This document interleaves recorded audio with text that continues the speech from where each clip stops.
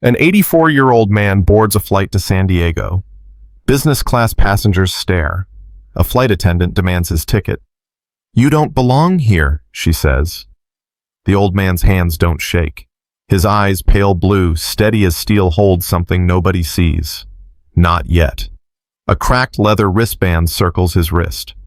Someone laughs. Someone calls security. But in 90 seconds, 2 F-35 fighter jets will pull alongside this aircraft. And when they do, everyone on this plane will learn what respect really means. Before we begin, hit that subscribe button. Stay with me until the end of this story. And comment below with your city, so I can see how far Clyde Harrison's story travels across this country. Because what happens next, it'll restore your faith in the heroes we walk past every single day. Next passenger. Clyde Harrison stepped forward, handed his boarding pass to the gate agent. She scanned it, looked at him, scanned it again. "Sir, this says business class." "Yes, ma'am." "Seat 16A. "That's correct." The agent's eyes flicked from the screen to his worn tweed jacket, to his leather shoes with the cracked toes, to the duct-taped wheel on his carry-on. She opened her mouth, closed it, scanned the pass a third time. "You're all set," she said finally. Clyde nodded, took his pass, walked toward the jetway. Behind him, someone muttered, "How do you afford business class?" He didn't turn around, never did. Inside the aircraft, a young flight attendant stood by the door, name tag Brenda. "Welcome aboard." "Thank you, ma'am." Clyde moved down the aisle. Business class, 8 rows, leather seats, passengers already settling in with laptops and champagne.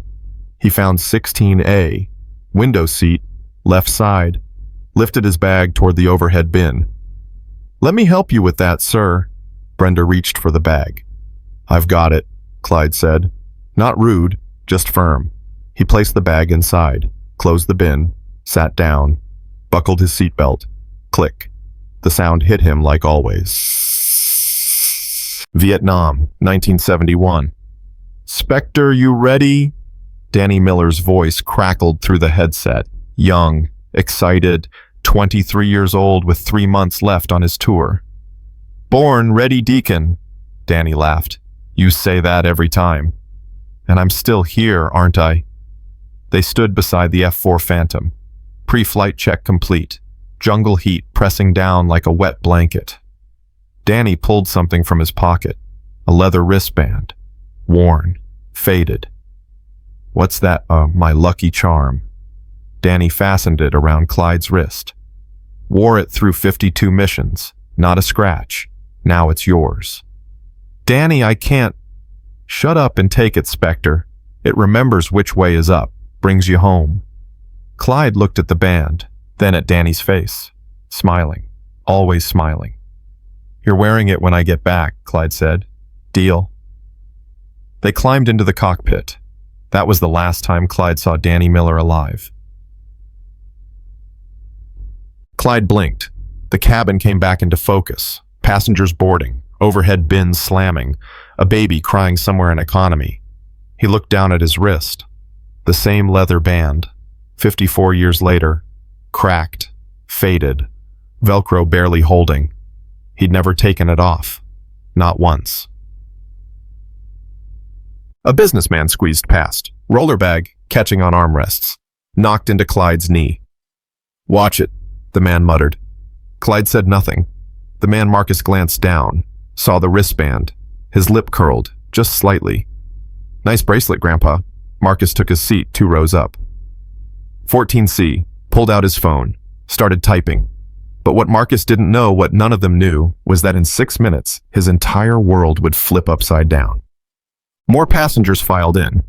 A woman in her 30s sat down in 16B. Designer bag. Expensive watch. She glanced at Clyde, once put in earbuds, opened her laptop.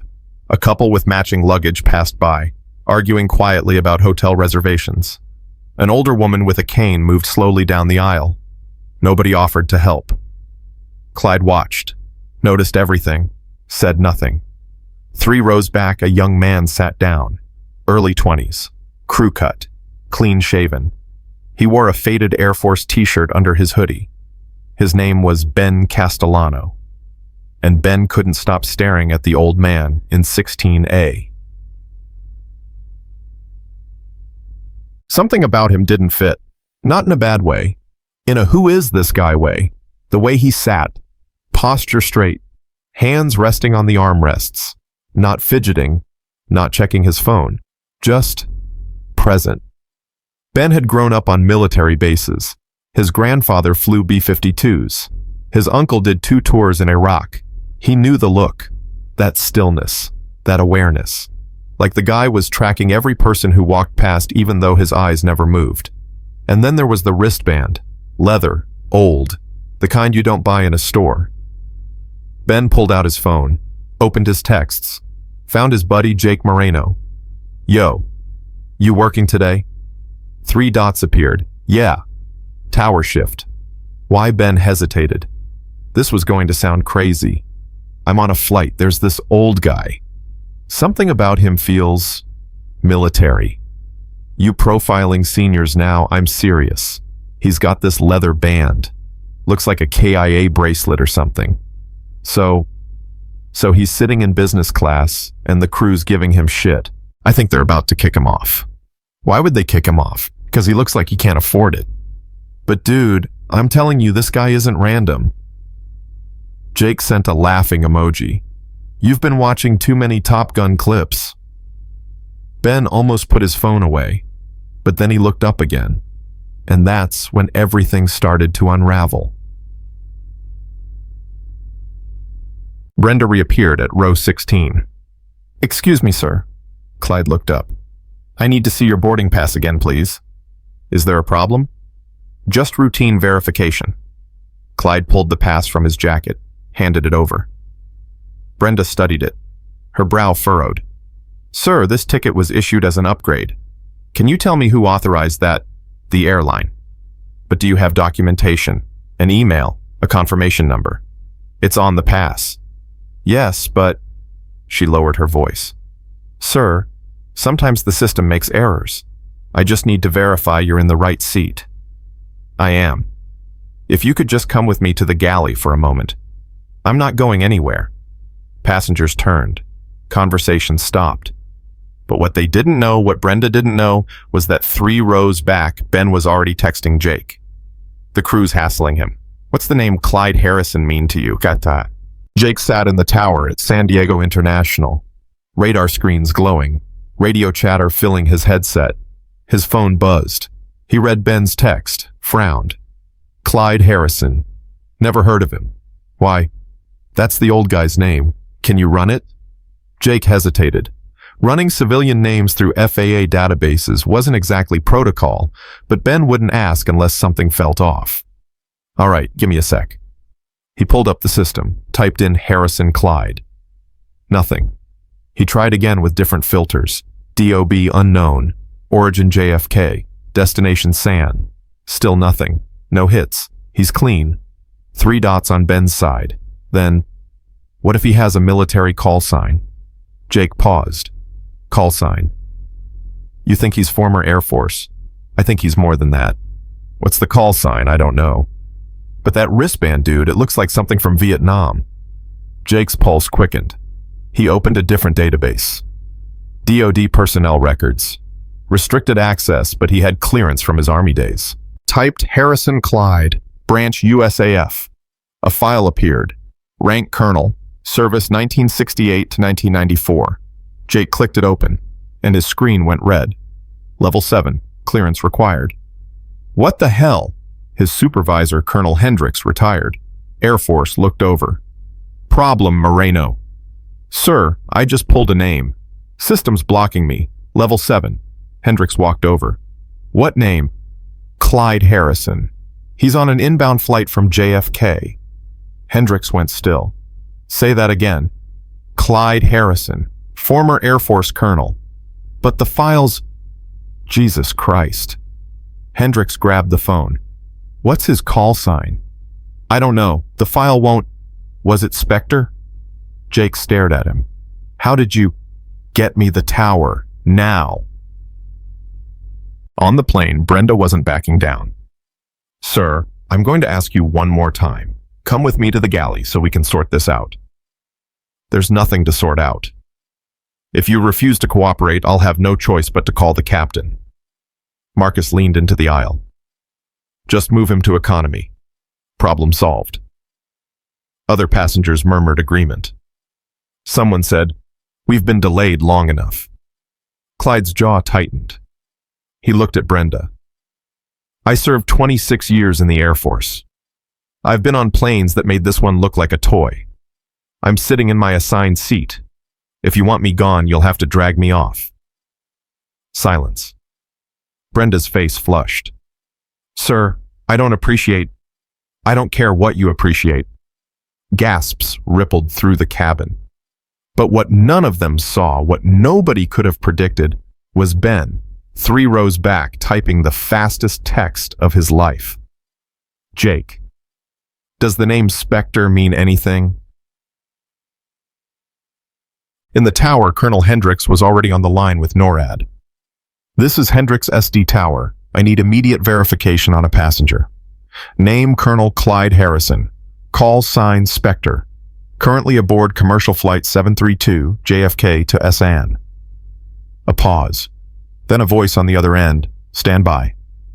Hendricks waited. 20 seconds. 30. The voice returned. "Verification confirmed. Harrison Clyde, Colonel USAF, retired 1994, clearance level 7, codename Spectre." "What's his service record?" "Sir, that's classified." "I don't care. Give me the highlights." Another pause.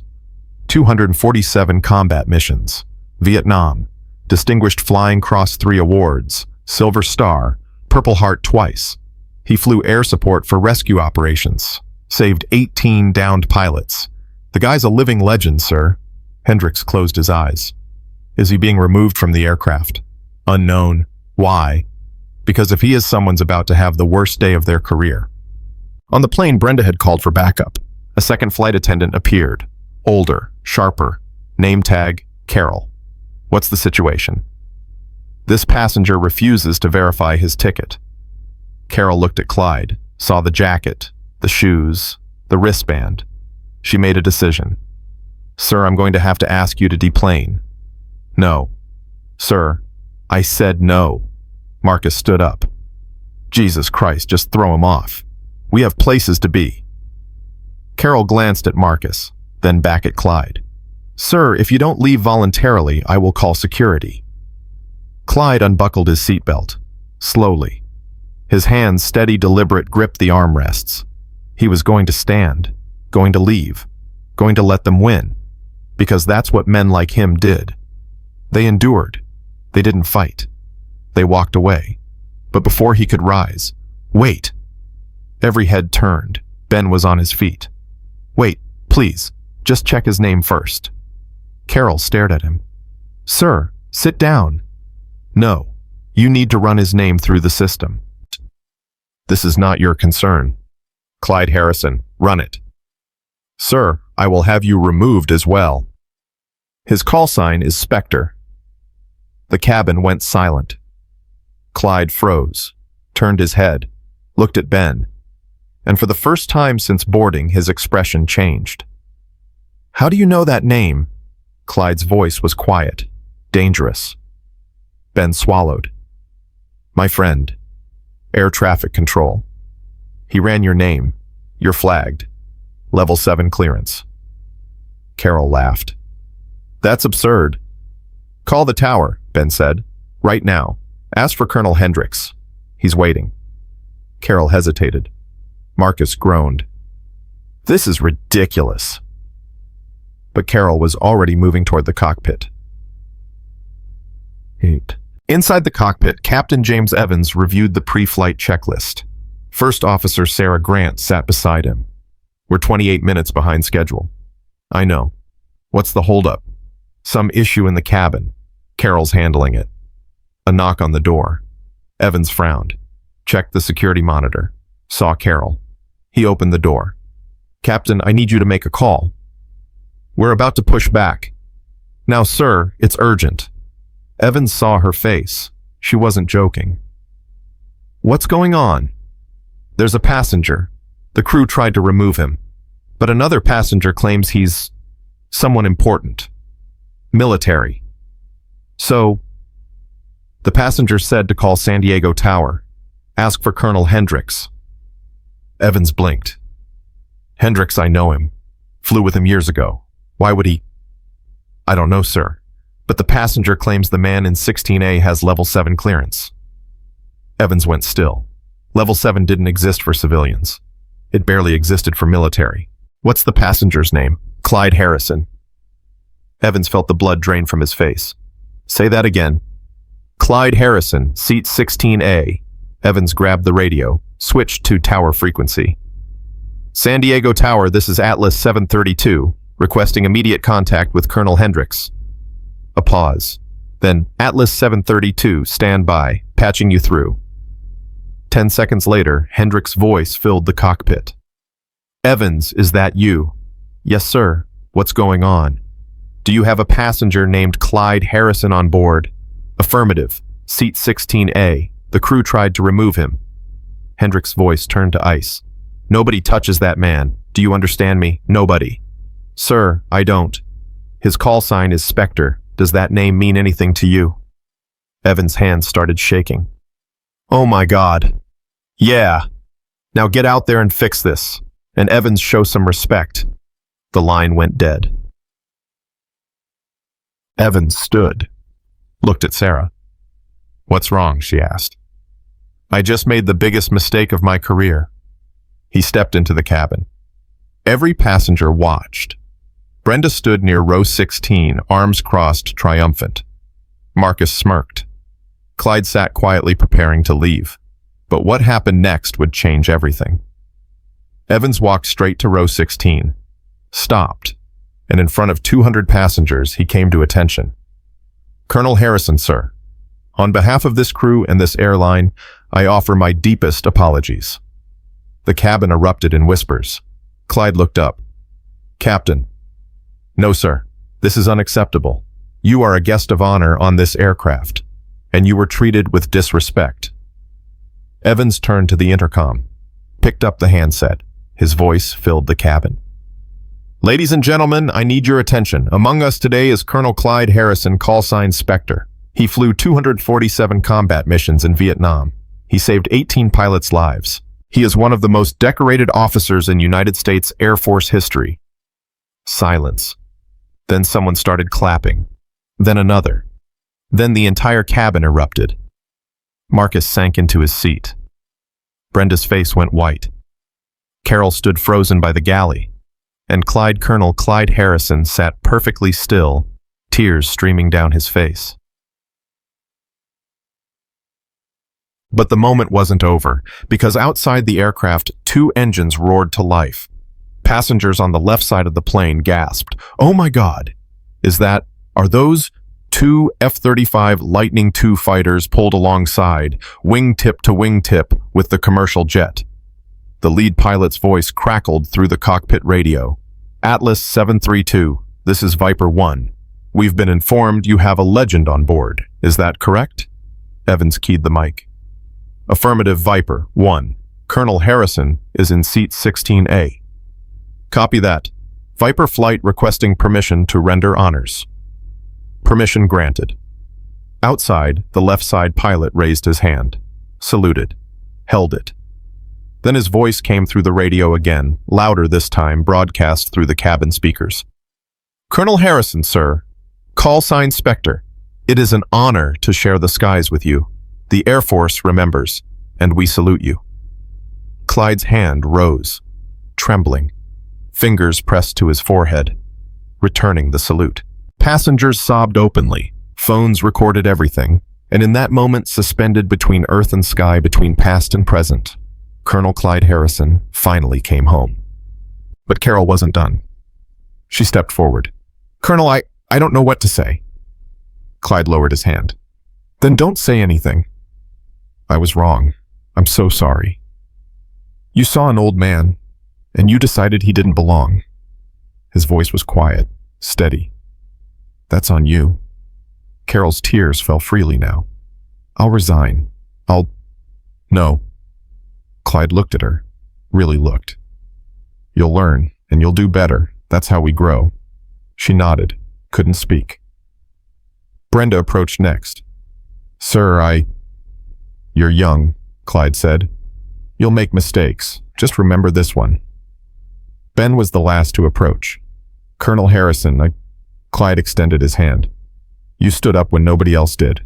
That takes courage. They shook. Thank you, Ben whispered. No, son. Thank you. The F-35s peeled away, climbed into the sky, vanished into the clouds. Atlas 732 pushed back from the gate. Captain Evans's voice came through the speakers one last time. Colonel Harrison, on behalf of this crew and this airline, your ticket has been upgraded to first class for life. And sir, thank you for your service. Applause filled the cabin again. Clyde closed his eyes, felt the aircraft begin to roll, felt the engines spool up, felt the familiar sensation of liftoff. And for the first time in 54 years, he didn't feel alone. Somewhere over Nevada, the sun began to set. Marcus tried to sleep but couldn't. His company's HR department had already called. Suspension pending review. Carol sat in the galley replaying every word she'd said, every judgment she'd made. Brenda stared out a window, wondering how she'd been so blind. And Ben opened his notes app and started writing. Because this story deserved to be told. But Clyde simply looked out the window at the clouds below. Thought about Danny Miller, about the leather wristband that brought him home. And he whispered 2 words into the empty air. We made it, brother. The plane flew on, and somewhere far above, 2 F-35s maintained a silent watch. Because legends never fly alone. The plane touched down at San Diego International at 6:47 p.m. Clyde felt the wheels kiss the runway. That familiar jolt, the reverse thrusters roaring. Decades of muscle memory told him exactly how much runway they had left, what the crosswind was doing, whether the pilot had greased it or dropped it. This one was smooth. Captain Evans knew his job. The aircraft taxied toward the gate. Passengers stood stretching, reaching for overhead bins. The usual chaos of arrival. But nobody rushed Clyde. People waited. Let him gather his bag first. Several nodded as he passed. One man, a veteran himself, judging by the Marine Corps tattoo on his forearm, stood at attention until Clyde moved by. Clyde nodded back.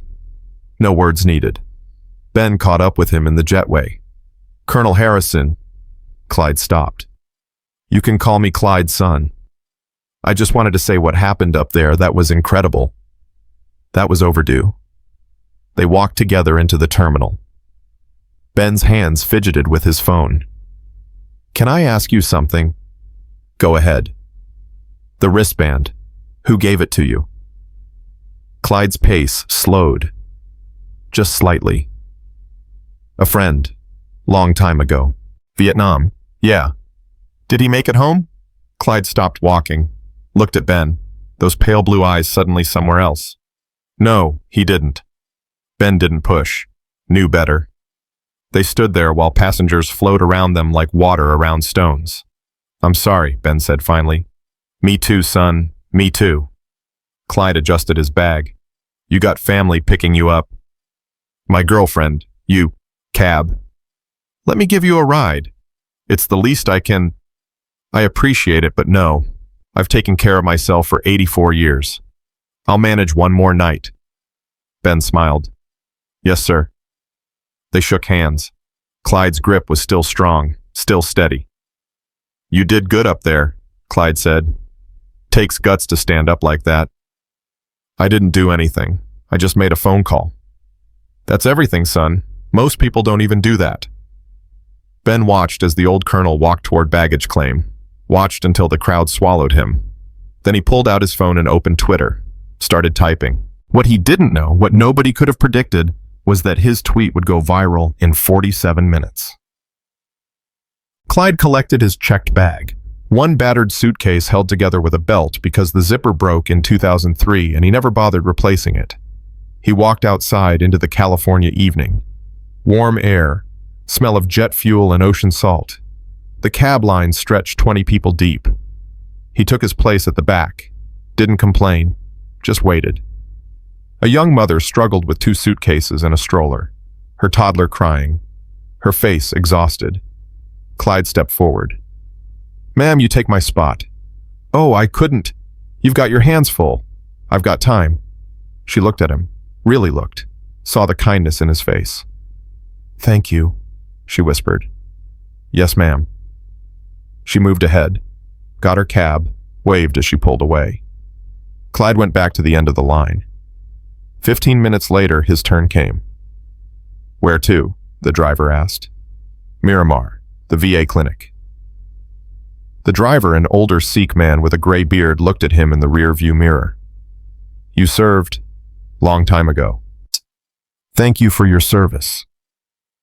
"Thank you for saying so." They drove in silence. Clyde watched the city pass. Highways, strip malls, palm trees swaying in the breeze. Things changed, always did. But some things stayed the same. The cab pulled up to a small clinic just outside the base gates. Not much to look at. Beige stucco, faded flag out front.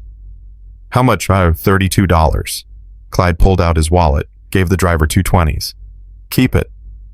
"Sir, that's too much." "You called me sir. That's worth $8 any day." The driver smiled. "You need me to wait?" "No, thank you. I'll find my way." Clyde stepped out. The cab pulled away. He stood there for a moment, looked at the clinic, took a breath, then walked inside. The waiting room smelled like disinfectant and old coffee. Fluorescent lights hummed. 4 other veterans sat in plastic chairs. 1 read a newspaper. 2 stared at their phones. 1 just stared. The receptionist looked up. "Can I help you?" "Clyde Harrison, I have an appointment." She checked her computer. "For physical therapy, my knee." "Dr. Ramirez." "Yes, ma'am." "He's running about 15 minutes behind. Have a seat." Clyde sat, placed his bag beside him. The veteran with the newspaper glanced over.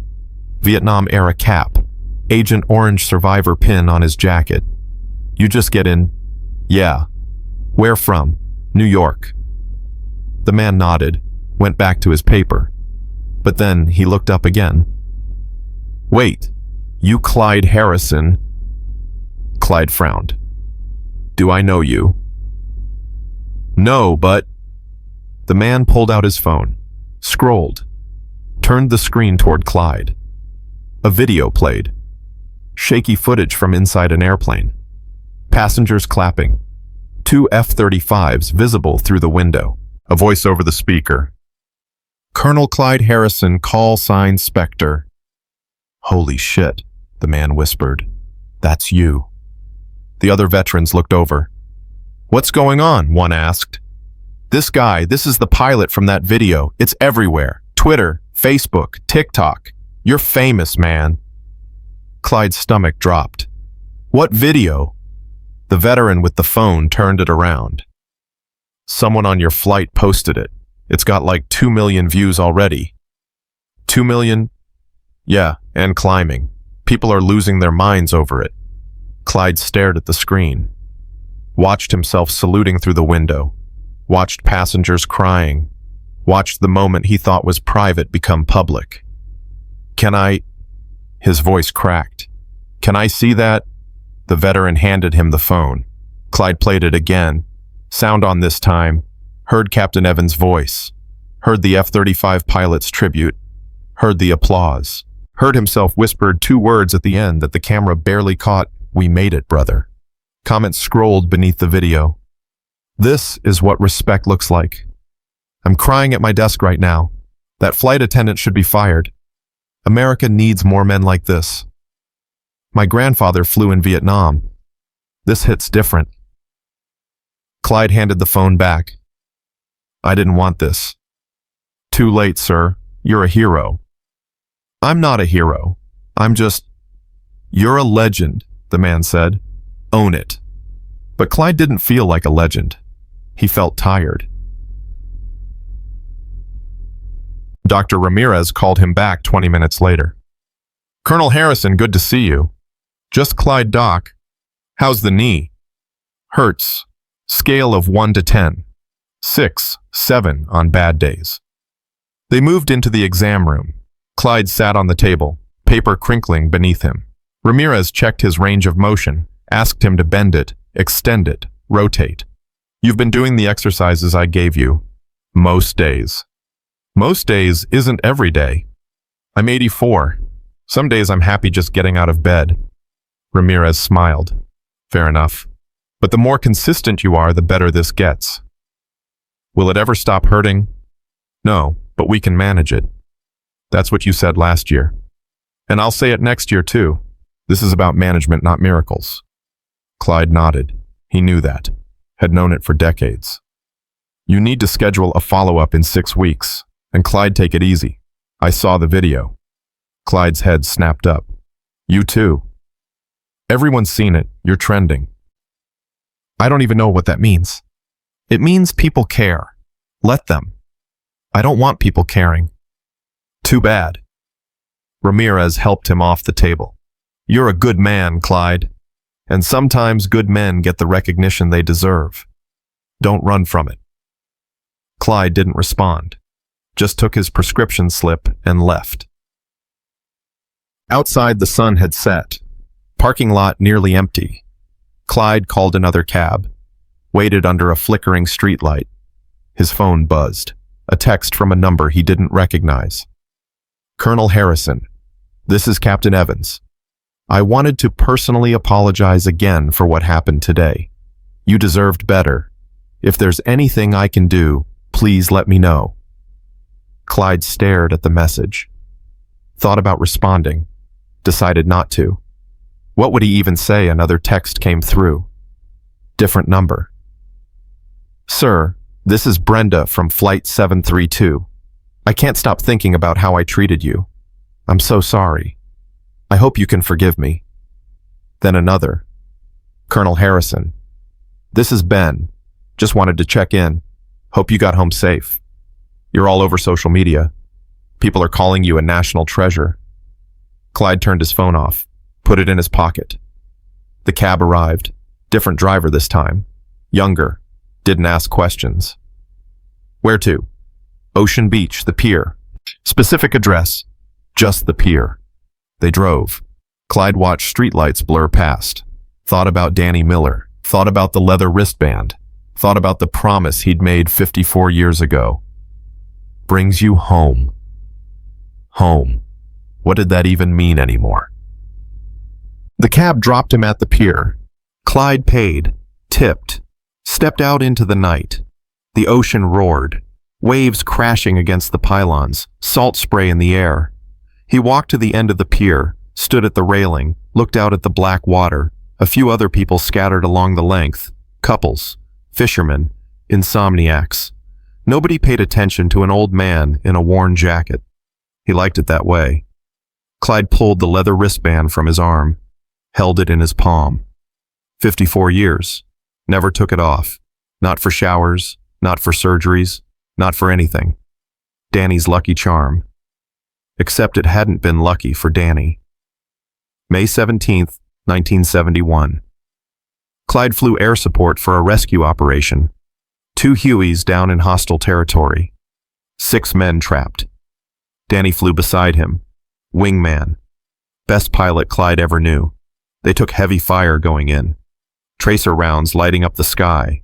RPGs exploding in the canopy. Clyde's F-4 took a hit. Hydraulics failing. Barely kept her in the air. Danny radioed, Spectre, you're hit. Get out of here. Not without those men. I'll cover you. Go. Danny. That's an order, Spectre. Go. I got this.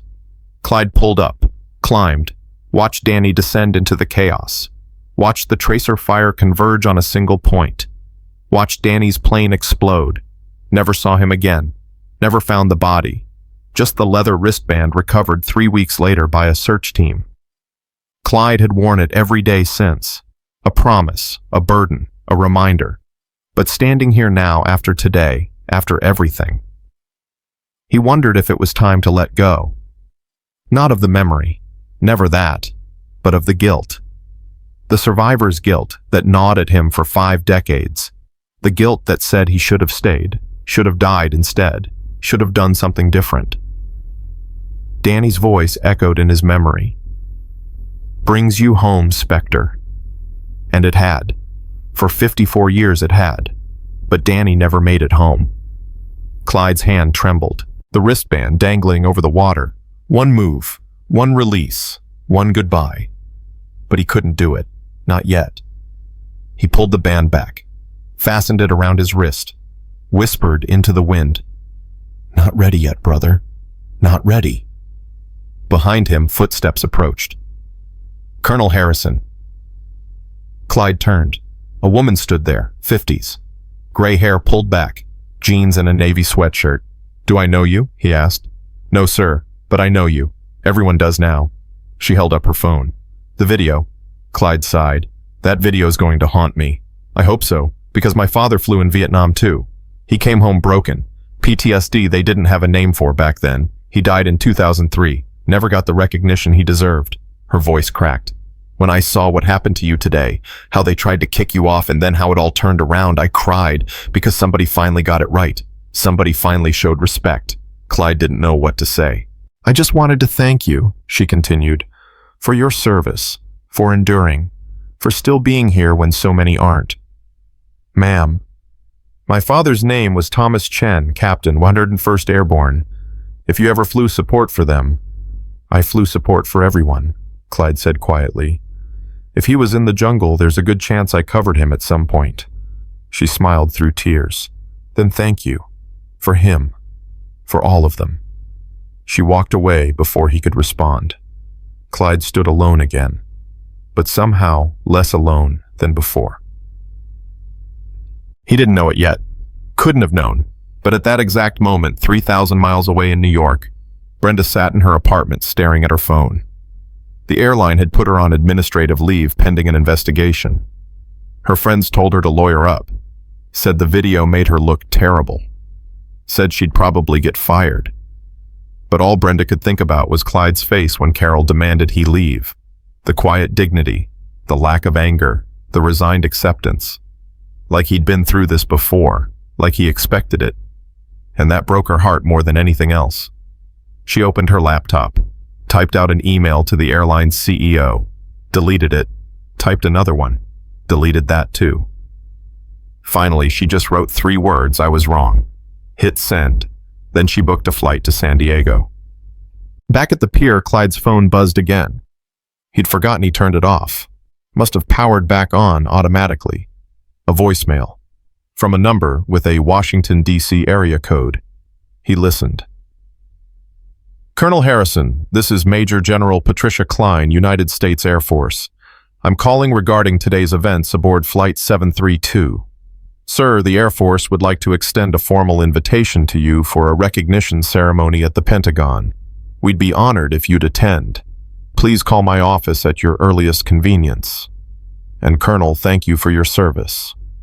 Clyde deleted the message. Another voicemail. Colonel Harrison, this is Jessica Torres from CNN. We'd love to interview you about what happened today.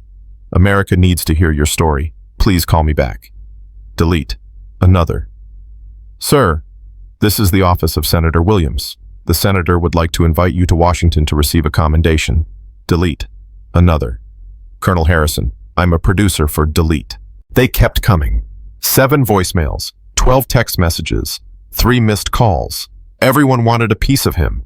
Everyone wanted the story. Nobody asked what he wanted. Clyde turned the phone off again, walked back down the pier toward the street. A diner sat on the corner. Mabel's. Been there since 1967. He'd eaten there before, decades ago. He went inside.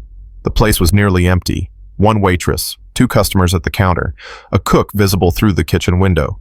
Clyde took a booth by the window. The waitress came over, 60-something, name tag Rose. Coffee. Please, she poured. You eating? Just coffee for now. Long day. You could say that. Rose studied him. You look familiar. I get that sometimes. No, really, I feel like I've seen you recently. Clyde said nothing. Rose's eyes widened. Oh my God, you're the pilot. From the video. Just want coffee, ma'am. You're him. You're Spectre. The two customers at the counter turned around. One pulled out his phone, started recording. Sir, can we get a picture? No, thank you. Come on, just one. I said no. The man's face soured. You're a real asshole, you know that. Rose stepped in. Hey! He said no, respect that. Whatever. He's not that special anyway. The man left. His friend followed. Rose sat down across from Clyde. I'm sorry. Not your fault. People don't understand boundaries anymore. No, they don't. She refilled his coffee. The meal's on the house. I didn't order anything. When you do, it's on the house. That's not necessary. Yes, it is. They sat in comfortable silence. Then Rose asked, was it worth it? Was what worth it? All of it. The war, the sacrifice. Was it worth it? Clyde looked out the window, watched cars pass. I don't know, he said finally. I used to think so. Now I'm not sure. My brother died over there, 1968. He was 19. I'm sorry. Me too. Rose stood. But I'm glad you made it home. Somebody should have. She walked away. Clyde sat alone with his coffee. But what he didn't know, what he couldn't have known, was that at that exact moment, the airline CEO was calling an emergency board meeting, and the topic was how to turn a PR nightmare into redemption. At 11 p.m., Clyde finally made it to his apartment. Small, one bedroom, rent-controlled since 1995, furniture from the 70s, TV from the 90s. He dropped his bag, locked the door, sat on the couch. His phone buzzed. He ignored it, but the buzzing didn't stop. Finally, he looked. 47 missed calls, 32 voicemails, 68 text messages. He turned the phone off for the third time, stood, walked to the bedroom, opened his closet. On the top shelf, a cardboard box, dusty, taped shut. He pulled it down, set it on the bed, hadn't opened it in years. Inside his uniform, his medals, his flight logs, photos of the squadron, and at the bottom, a letter, addressed to Danny Miller's mother, written in 1971, never sent. Clyde picked it up, unfolded it, read his own words from 54 years ago. Dear Mrs. Miller, I don't know how to write this letter. I've tried 17 times. Your son saved my life, and I couldn't save his. I replay that mission every night. Wonder what I could have done differently. Wonder if I'd been faster, braver, smarter, maybe he'd still be here. He gave me this wristband, said it brings you home. He was right. It brought me home. But not him. I'm sorry, doesn't cover it. Nothing covers it. But I promise you this, I'll wear this band every day for the rest of my life. I'll remember him. I'll honor him. I'll make sure his sacrifice wasn't for nothing. I'm so sorry, ma'am. Clyde. He'd never mailed it. Too ashamed. Too broken. Mrs. Miller died in 1989, never knowing what happened to her son in those final moments. Clyde folded the letter, put it back in the box, closed it, returned it to the shelf. But as he turned to leave, something stopped him. He pulled the box down again, took out the letter, stared at it, and for the first time in 54 years, he thought, maybe it's time, not to send it. Too late for that, but to let it go, to forgive himself, to stop carrying the weight alone. He placed the letter on his nightstand. Tomorrow he'd figure out what to do with it. Tonight he just needed to sleep. But sleep didn't come easy, because downstairs in the building's lobby, a woman sat waiting.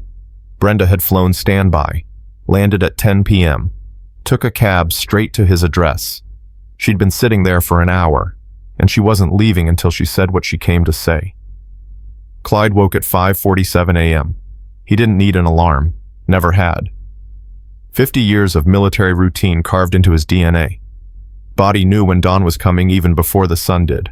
He sat up, knees protesting, back stiff, the usual symphony of old age, made his bed, military corners, tight enough to bounce a quarter, walked to the kitchen, started coffee. The old percolator he'd owned since 1983 still worked fine. While it brewed, he stepped outside to grab the newspaper, opened the door, and found Brenda asleep in the hallway. She was curled against the wall beside his door, her jacket bunched under her head as a pillow, her phone still clutched in one hand. Clyde stared. "What the hell?" He cleared his throat. Brenda jolted awake, eyes wild, hair everywhere.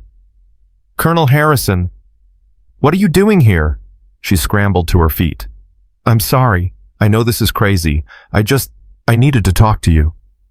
"So you slept in my hallway?" "The building door was unlocked. I waited in the lobby for 3 hours. Then I came up here. I must have fallen asleep. I'm so sorry." Clyde looked at her. Really looked. Red eyes, rumpled clothes, desperation carved into every line of her face. "How did you find my address?" "I called the airline. They wouldn't give it to me. So I called the VA clinic, told them I was your daughter. They gave me the address." "That's illegal." "I know. I'm sorry. Her voice cracked. "I couldn't stop thinking about what I did, what I said to you. I flew here last night. Stand by." "I have to talk to you." Clyde crossed his arms. "We've got nothing to talk about. Please, just 5 minutes. I don't want your apology." "I'm not here to apologize." That stopped him. "Then what do you want?" "I want to understand." "Understand what?" "How you stayed so calm. When we tried to throw you off that plane, when Marcus mocked you, when Carol threatened you, you didn't yell, didn't fight back. You just accepted it. How?" Clyde was quiet for a long moment. Then he said, "You want to understand that you better come inside. This isn't a hallway conversation." Brenda sat at his small kitchen table while Clyde poured coffee. She looked around. The apartment was sparse, clean, everything in its place. A single photo on the wall, Clyde in his dress uniform, 30 years younger, standing beside an F-4 Phantom. "You lived here long?" she asked. 29 years. "It's nice. It's cheap." He set a mug in front of her, sat down across the table. "You take sugar." "No, thank you." They drank in silence. Then Brenda said, "I was wrong. What I did to you was wrong, but you already know that." "Yeah, I do. The airline put me on leave, probably going to fire me." "Good," she flinched. "I don't mean that cruelly," Clyde said. "But you need to understand something. What you did, what Carol did, happens every single day to veterans like me. We get looked at like we're invisible, like we don't matter, like we're just old men taking up space. I know. No, you don't. Because if you did, you wouldn't have done it." Brenda's hands wrapped around the mug. "My grandfather was a veteran, World War II. He never talked about it. Died when I was 12. I barely knew him." "What branch?" "Army, infantry, Normandy."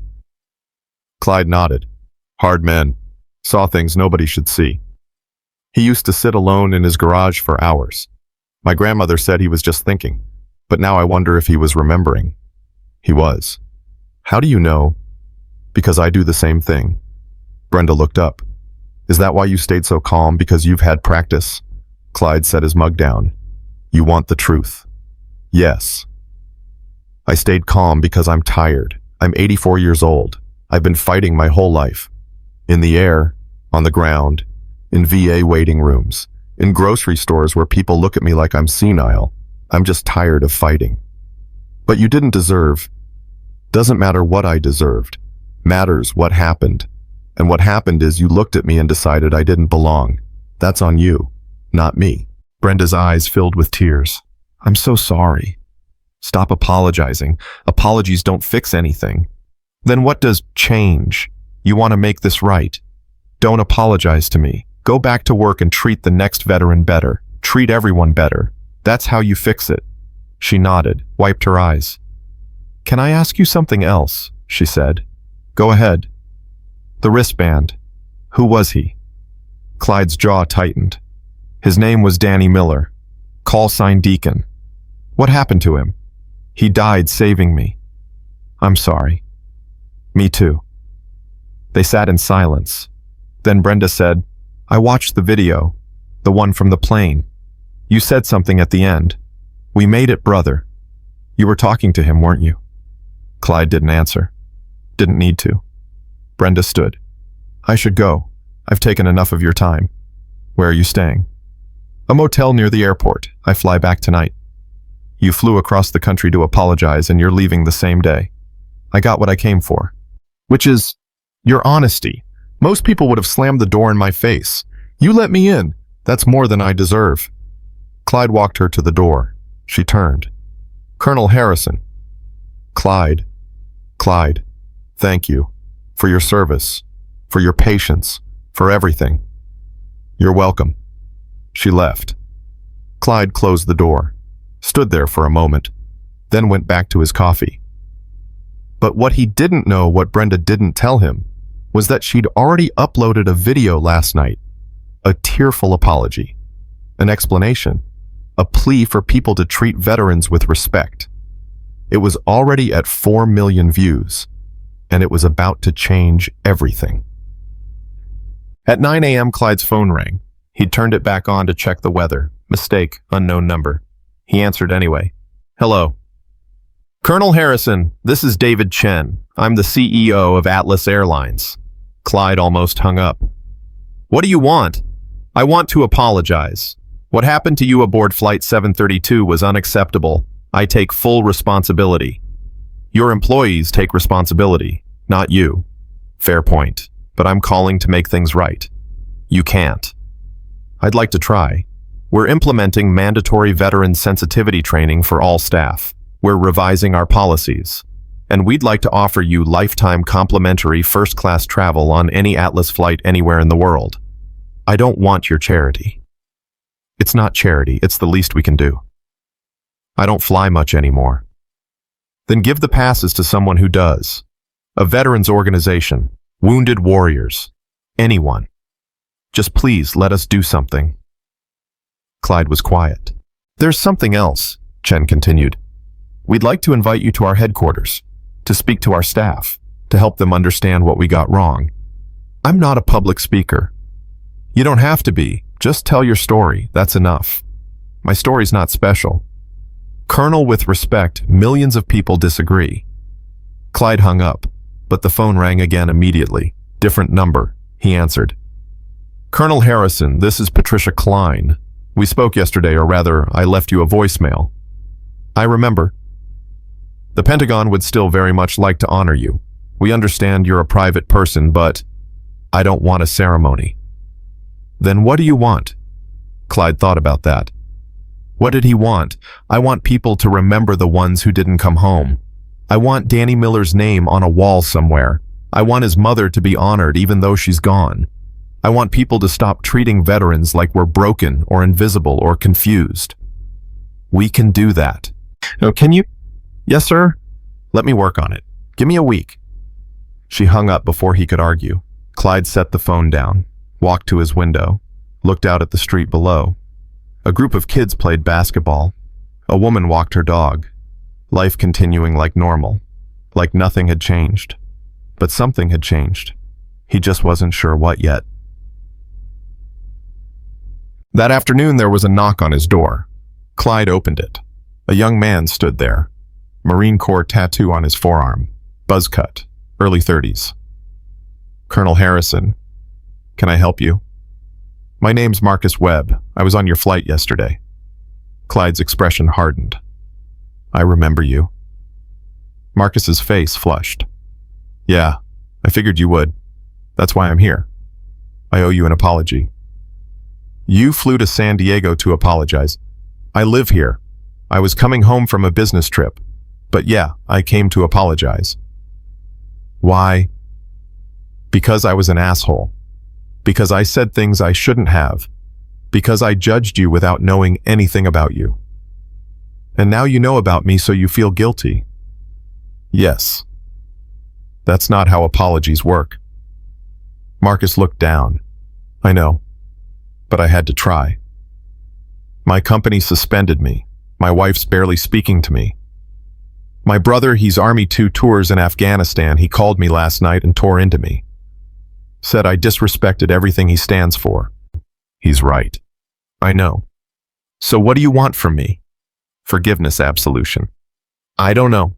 I just know I can't live with myself if I don't at least try to make this right.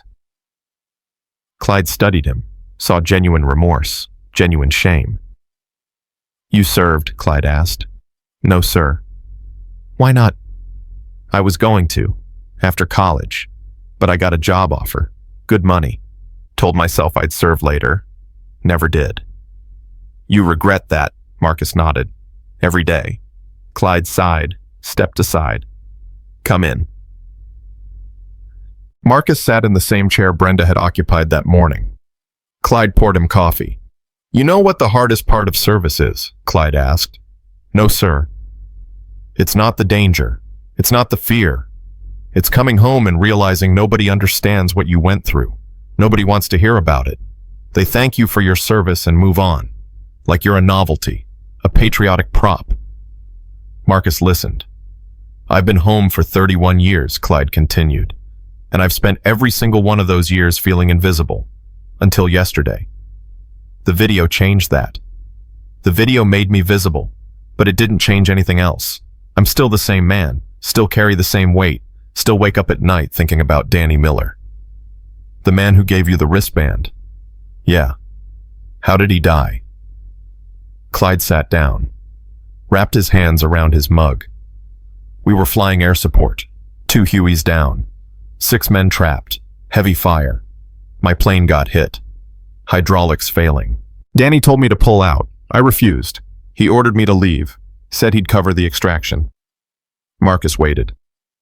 I climbed out, watched him descend, watched the tracer fire converge, watched his plane explode. They never found his body. I'm sorry. So am I. They sat in silence. Then Marcus said, Can I ask you something? Go ahead. Do you think service is the only way to honor sacrifice? What do you mean? I didn't serve. I chose money over meaning. But I've spent the last 10 years wondering if there's another way.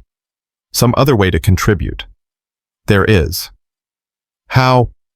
You served yesterday. Marcus frowned. What?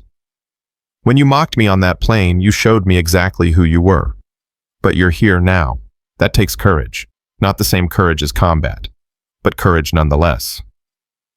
I don't feel courageous. You think I did when I climbed into that cockpit the first time I was terrified. Every single mission. But I did it anyway. That's what courage is. Doing the thing even when you're scared. Marcus nodded slowly. You want to honor service, Clyde said. Start by treating people with respect. All people. Not just the ones you think deserve it. How do I do that? You figure it out. That's not my job. It's yours. Marcus stood, extended his hand. Clyde shook it. Thank you, Colonel. It's just Clyde. Thank you, Clyde. Marcus left. Clyde returned to his window. 2 apologies in one day. Maybe things were changing after all. But what he didn't know, what he couldn't have predicted, was that at that exact moment a news crew was pulling up outside his building. And they weren't the only ones.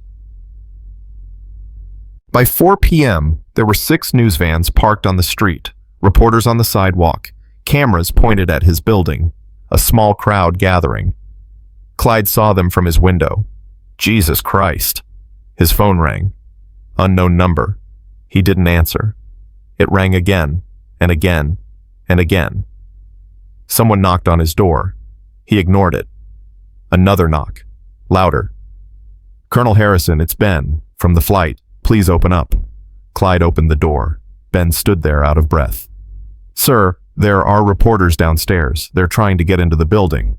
I told the superintendent to lock it down, but how did you know I was here? I Googled you. Your address is public record. VA benefits application from 1995. Some journalist found it and posted it online. They posted my address. Yes, sir, and now everyone knows where you live. Another knock. This time from down the hall. A reporter's voice. Colonel Harrison, we'd love to speak with you. Clyde's jaw clenched. How did they get up here? I don't know, but you need to leave. Now. This is my home. I know, but right now it's not safe. Safe, I survived Vietnam. I think I can handle reporters. They're not gonna leave. This story's too big. You're too big. Clyde looked at Ben. What do you suggest? Come with me. My girlfriend's apartment is 20 minutes away. You can stay there until this dies down. I'm not running. You're not running. You're regrouping. Another knock. Multiple voices now. Clyde grabbed his jacket, his wallet, the letter from the box. Let's go. They left through this back stairwell, came out in the alley behind the building. Ben's car was parked a block away. They walked fast, heads down. A reporter spotted them. Colonel Harrison, can we ask you a few questions? Others turned. Cameras swung toward them. Run, Ben said. I'm 84. I don't run. Then walk very fast.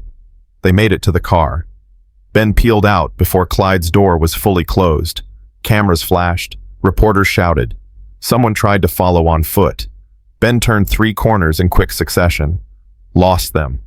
You okay? Ben asked. Define okay. Not having a heart attack. Then I'm okay. They drove in silence for a few minutes. Then Clyde said, Why are you helping me? Because it's the right thing to do. You don't owe me anything. Yeah, I do. You showed me what courage looks like. On that plane. The way you handled everything. I want to be like that. No, you don't. Why not? Because courage comes with a price. And the bill never stops coming. Ben pulled into an apartment complex. Parked. She's not home. Works until 6, but you can wait inside. They walked upstairs. Ben unlocked the door. The apartment was small, neat. Photos on the walls, plants on the windowsill. Make yourself comfortable, Ben said. I've got to run to work. I'll be back by 7. You're leaving me here alone. You'll be safe. Nobody knows about this place. What if your girlfriend comes home and finds a strange old man in her living room? I'll text her. She'll understand. Ben left. Clyde stood in the middle of the apartment. This was insane. He was hiding from reporters in a stranger's apartment like some kind of fugitive. He sat on the couch, pulled out the letter, the one he'd written to Danny's mother, read it again, wondered what she would have said if she'd received it, wondered if it would have made any difference. His phone buzzed. A text from an unknown number. Colonel Harrison. This is Carol, from the flight. I heard what's happening. I'm so sorry. If there's anything I can do, please let me know. He didn't respond. Another text. Different number. Sir, this is Captain Evans. The airline's legal team wants to issue a statement on your behalf. With your permission, of course. Let me know. He turned the phone off. Sat in silence. And for the first time in 54 years, he seriously considered what it would mean to let Danny go. To stop carrying the guilt. To forgive himself. But how do you forgive yourself for surviving when your best friend didn't? So, at 6:15 p.m. the door opened. A young woman walked in, mid-20s, nurse's scrubs. She saw Clyde and stopped. Oh, you must be Colonel Harrison. Just Clyde, ma'am. I'm Sarah, Ben's girlfriend. He texted me. She set down her bag. Are you hungry? I'm fine. When's the last time you ate? Clyde thought about it. Yesterday, on the plane. That's not fine. I'm ordering pizza. You don't have to. I'm ordering pizza. She pulled out her phone, placed the order, then sat down across from him. Ben told me what happened, on the plane, and today, with the reporters. That's awful. It's life. No, it's invasion. You deserve privacy. Not according to the internet. Sarah smiled. The internet's wrong about a lot of things. That's the truth. The pizza arrived 40 minutes later. They ate in comfortable silence. Then Sarah asked, Can I ask you something? Sure. Do you regret it? Serving. Clyde set down his slice. That's a complicated question. I know, but I'm asking anyway. Why? Because Ben wants to join the Air Force. He's been talking about it for years. And I'm terrified. Not of him leaving, but of him coming back different, or not coming back at all. Clyde looked at her, saw the fear in her eyes, The love. You want me to tell you he'll be okay? Yes. I can't. Why not? Because I don't know. Some people serve and come home fine. Some don't. There's no way to predict it. But you came home. Did I? She frowned. What do you mean? I came back physically. But parts of me stayed in Vietnam. Parts I'll never get back. Sarah's eyes filled with tears. I'm not saying this to scare you, Clyde said gently. I'm saying it because you deserve the truth. Service changes people, sometimes for the better, sometimes not, but it always changes them. Do you think Ben should do it? That's not my call. But if it was, Clyde thought about Danny Miller, about the men he saved, about the men he couldn't. If Ben wants to serve, he should serve, but make sure he knows what he's signing up for. Make sure he's doing it for the right reasons, not for glory, not for adventure, but because he genuinely wants to contribute something bigger than himself. And if he does, then support him, love him, and be ready to help him put the pieces back together when he comes home. Sarah wiped her eyes. Thank you. For what? For being honest. They finished eating. Ben came home at 7:30. Everything okay? He asked. Fine, Clyde said. Your girlfriend's good people. Ben smiled. Yeah, she is. Gotch. At 9 p.m., Ben drove Clyde back to his apartment. The news vans were gone. The reporters scattered. Looks clear, Ben said. For now. Clyde got out, walked to his building. Ben called after him. Clyde, if you need anything, call me, anytime. I will. Thank you, son. Clyde went inside, took the stairs, unlocked his door. Everything was exactly as he'd left it. But somehow it felt different. He made tea, sat at his kitchen table, pulled out the letter again. This time he didn't just read it. He folded it carefully, placed it in an envelope, addressed it to the Vietnam Veterans Memorial in Washington, D.C., wrote a note. Please add this to Danny Miller's memory. He deserves to be remembered. Sealed it. Tomorrow he'd mail it. Tonight he'd sleep. And for the first time in 54 years, the weight felt just a little bit lighter. But what Clyde didn't know, what he couldn't have known, was that tomorrow morning everything would change again. Because Major General Patricia Cline wasn't just planning a ceremony. She was planning something much bigger. Something that would force Clyde to confront the one thing he'd been running from his entire life. The truth about what really happened the day Danny Miller died. Clyde mailed the letter at 6 a.m., walked 3 blocks to the post office, dropped it in the slot, stood there for a moment listening to it slide down into darkness. 54 years. That's how long he'd carried those words. Now they were gone.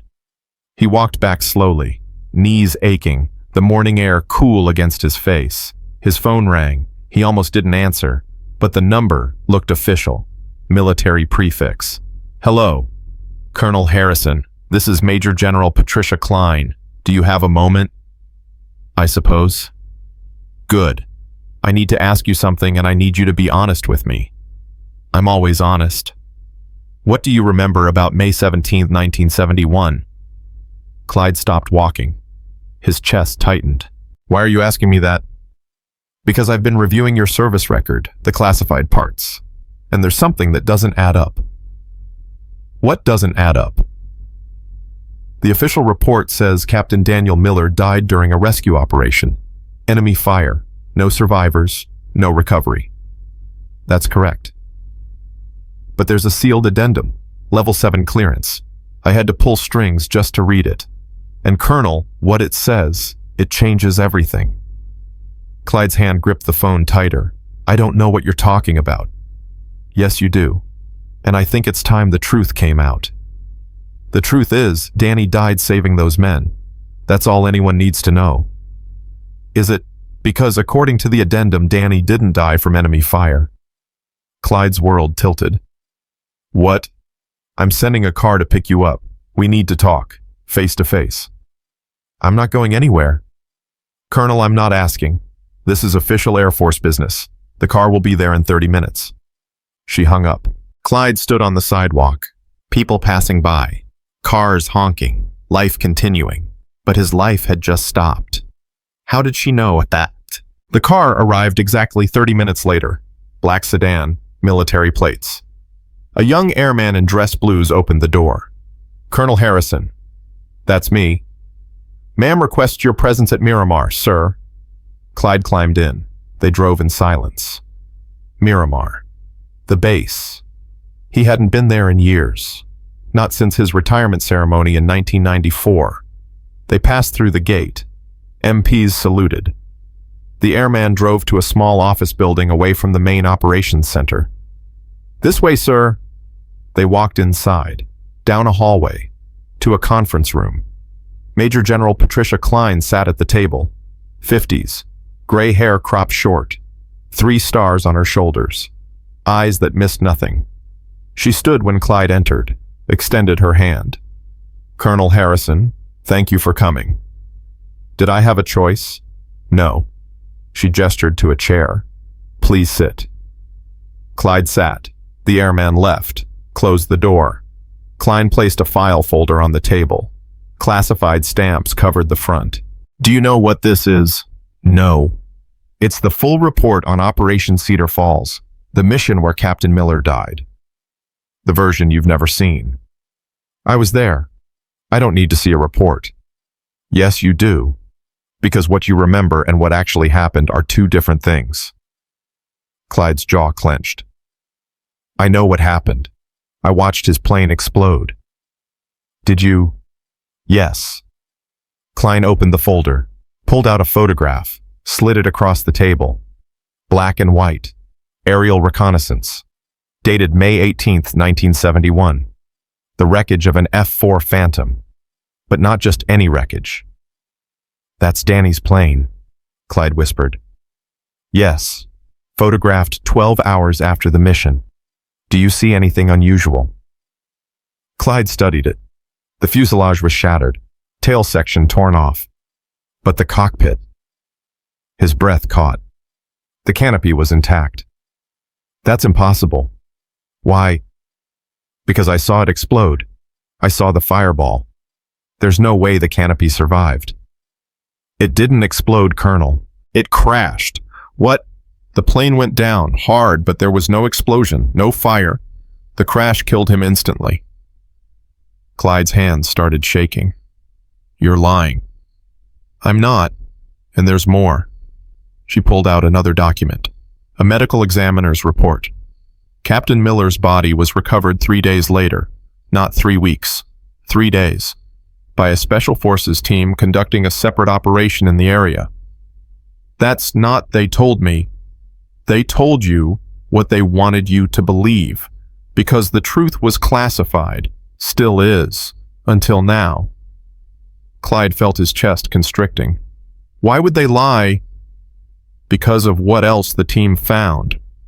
Cline pulled out one more document. Clyde's eyes scanned the typed words. His vision blurred. Pilot's final transmission recorded by ground forces. Spectre, if you're listening, I'm going down. Not your fault. Never your fault. Tell my mom I love her. And Clyde, wear the damn bracelet. Bring yourself home. The room spun. He knew, Clyde whispered. He knew he wasn't making it. Yes. His hydraulics failed right after you pulled out. He had maybe 60 seconds. Enough time to radio. Not enough time to eject. Why didn't anyone tell me? Because command made a decision. They thought the truth would break you.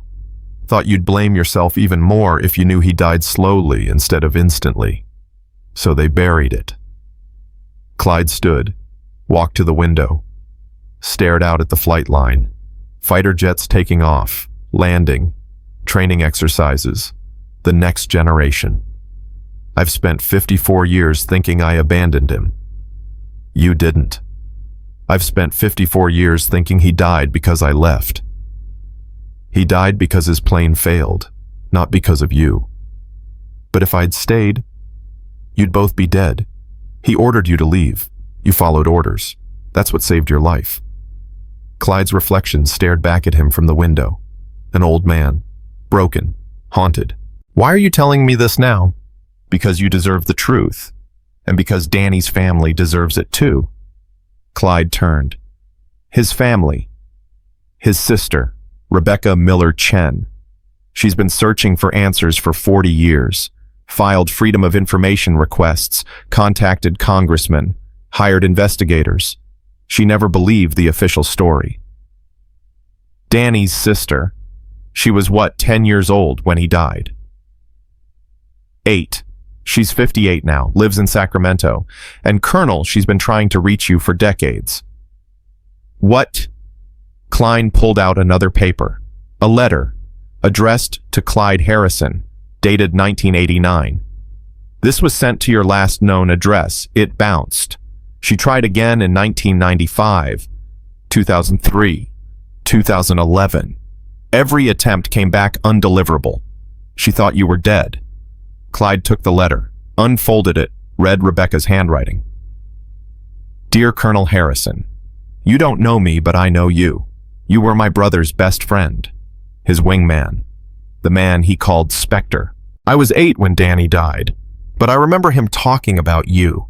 He said you were the bravest pilot he'd ever flown with, said you saved his life twice, said if anything ever happened to him, you'd make sure the truth came out. But the truth never came. The Air Force told us he died in combat, enemy fire, quick, painless. But I don't believe that. I've read the reports. The classified ones I wasn't supposed to see. Something doesn't add up. If you're reading this, please contact me.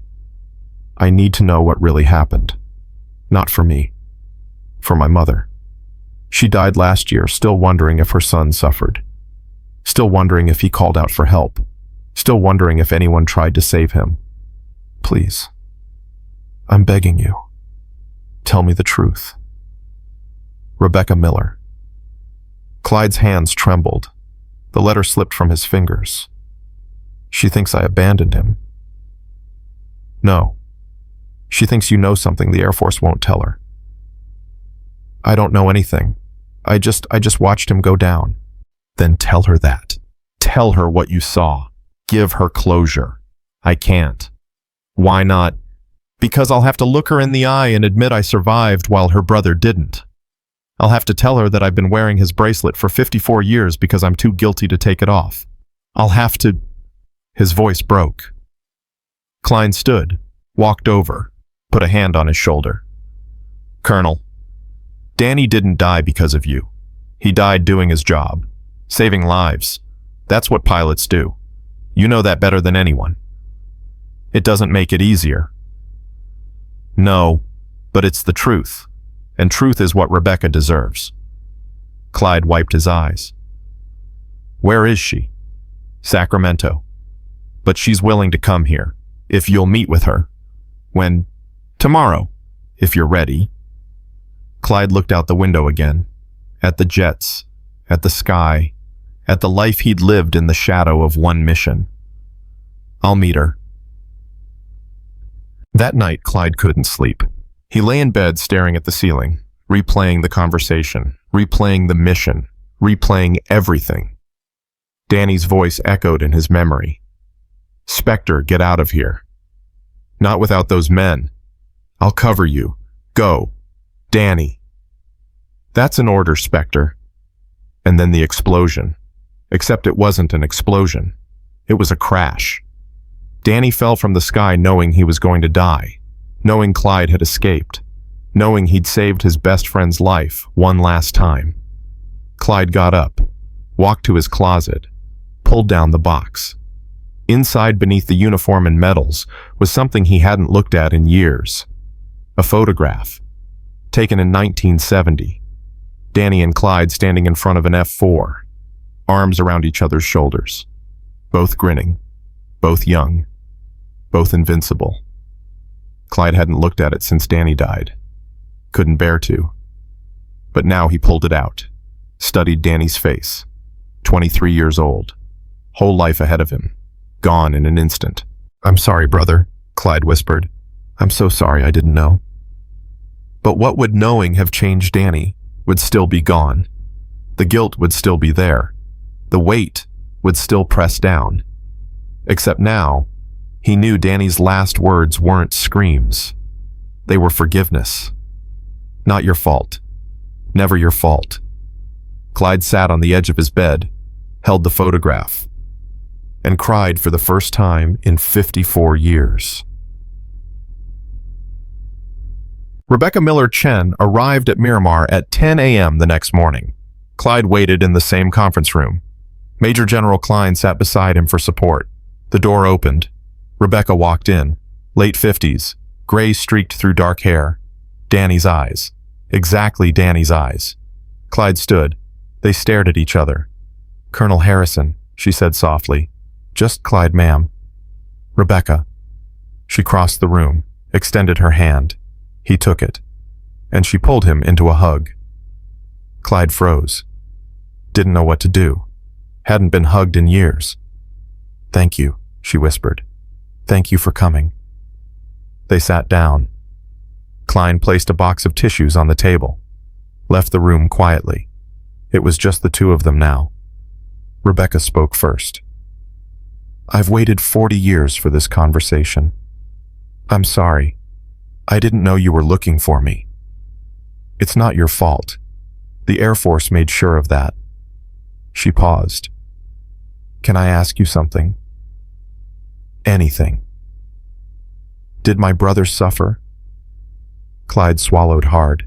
"No, he didn't." "How do you know?" "Because I heard his final transmission. General Klein played it for me yesterday. Danny knew he was going down, but he wasn't afraid. He was calm. He wanted me to know it wasn't my fault." Rebecca's eyes filled with tears. "He always protected people, even at the end." "Yeah, he did." "Tell me about him. Not the official version, the real version." "What was he like?" Clyde smiled through his own tears. "He was fearless and stupid. Those two things usually go together. He'd fly into situations that should have killed him and come out laughing." "That sounds like Danny." "He loved practical jokes. Once he filled my flight boots with shaving cream. I didn't notice until I was halfway to the flight line." Rebecca laughed. "He did that to me too, with my school shoes. He talked about you. Said he had a kid sister who was smarter than him. Said you'd probably run the country someday. He said that all the time. He was proud of you." Rebecca wiped her eyes. "I barely remember him. I was so young, but I remember he sent me letters. Every week. Told me about flying, about the other pilots, about you. He wrote about me. Constantly. Said you were the best pilot he'd ever seen. Said you saved his life more times than he could count. Said if anything ever happened to him, I should find you, because you'd tell me the truth." Clyde looked down at his hands, at the leather wristband. "He gave me this, the day he died. Said it would bring me home." Rebecca reached out, touched the cracked leather. "He wore that every day. My mother gave it to him when he deployed. It was my father's. From World War II." Clyde's breath caught. "I didn't know." "Danny wanted you to have it, wanted you to survive, and you did. But he didn't." "No, but that's not your fault. Everyone keeps saying that. Because it's true." They sat in silence. Then Rebecca said, "Can I ask you something else?" "Of course. And do you think he knew that he wasn't coming home?" Clyde thought about that, about Danny's final words, about the calm in his voice. "Yeah, I think he knew. And he still went." "Yeah.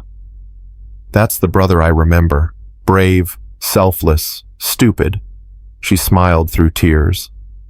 "I miss him every day." "Me too." Rebecca stood, walked to the window. "My mother died never knowing what really happened.